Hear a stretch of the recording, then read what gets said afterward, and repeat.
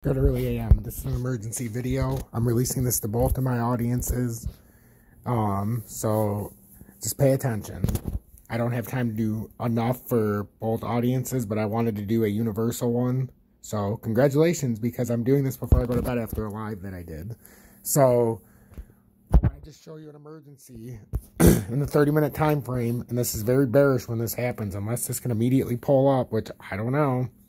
But we have a bearish divergence starting in on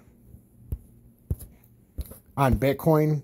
If you look in the 30-minute time frame on the EMA lines, the 20 is crossing the 50. This is very bearish.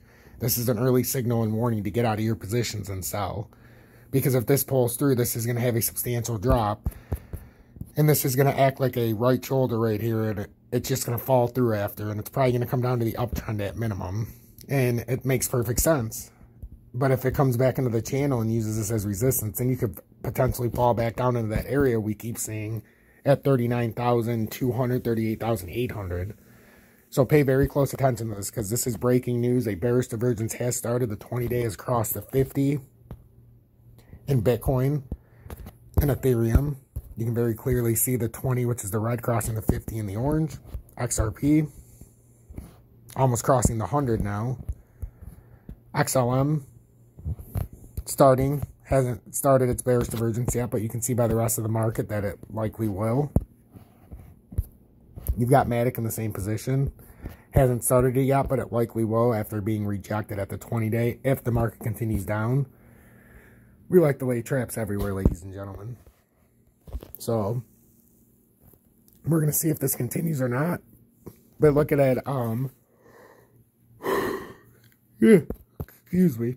DGB's ahead. Look at DGB. It already finished a bearish divergence in the 30-minute time frame. So if DGB is any indicator of what's going to happen in the rest of the market, it may follow it, but DGB has dumped down much harder than the rest of the market.